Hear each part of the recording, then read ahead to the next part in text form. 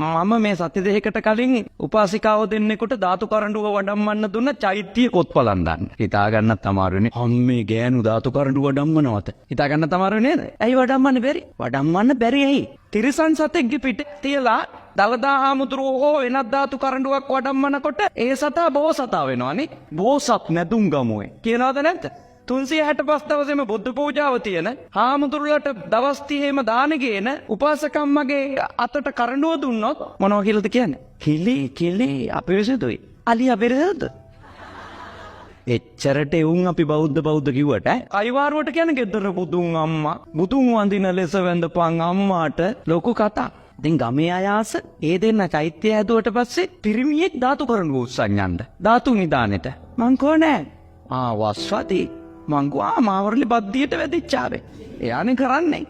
වස් තමයි අපේ තියෙන ආකල්පනේ.